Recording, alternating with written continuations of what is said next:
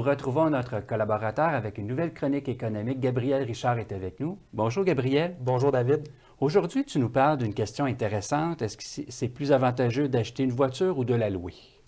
Effectivement, quand vient le temps de magasiner pour une voiture neuve, les deux options sont souvent offertes. Devrait-on acheter ou devrions-nous louer? Il existe plusieurs mythes qui entourent la location d'une voiture, comme par exemple le fait qu'une location, c'est seulement pour les gens qui veulent changer de voiture souvent. On va aussi entendre que une location va être pour ceux qui ne font pas beaucoup de kilométrage avec leur voiture.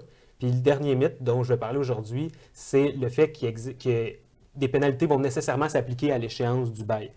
Ce qui est important de comprendre, c'est qu'une location, en fait, c'est ni plus ni moins qu'un mode de financement.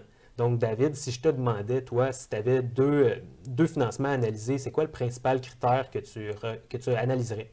Je pense que je regarderais le taux d'intérêt. Voilà, c'est la bonne réponse. En fait, c'est souvent le taux d'intérêt qui va faire qu'une option est avantageuse par rapport à l'autre.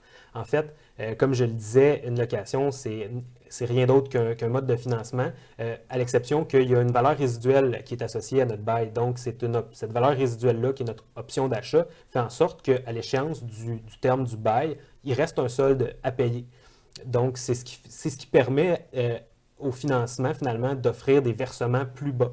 Un peu comme si on magasinait pour une hypothèque pour notre maison, bien l'institution financière pourrait nous proposer de rembourser notre hypothèque sur 15 ans ou sur 25 ans.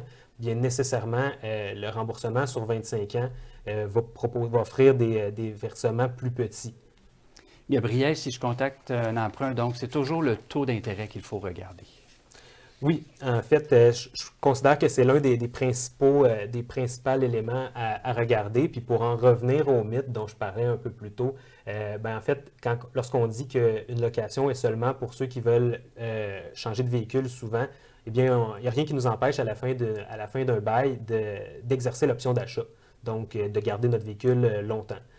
Pour ce qui est du kilométrage, effectivement, il y a souvent une limite de kilométrage associée à un bail de location. À ce moment-là, encore une fois, lorsqu'on exerce notre option d'achat puis qu'on achète le véhicule, bien, les frais supplémentaires pour le kilométrage excédentaire ne s'appliquent pas.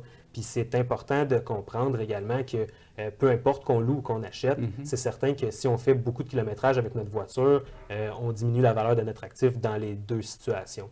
Puis pour ce qui est des pénalités, pour les égratignures sur la peinture ou ces choses-là, lorsqu'on retourne le véhicule à la fin du bail, encore une fois, lorsqu'on exerce l'option d'achat, il n'y a pas de pénalités qui peuvent s'appliquer. On achète simplement le véhicule.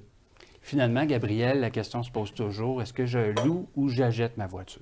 En fait, comme tu l'as dit dès le départ, c'est le taux d'intérêt qui va souvent faire la différence, surtout si on est capable, dans le fond, avec l'économie par exemple, pour un écart de 1 ou 2 en moins pour une location, l'économie qu'on va réaliser sur les versements plus petits, si on est capable de les investir, par exemple en cotisant à notre REER, à ce moment-là, ça va devenir intéressant d'opter pour une location.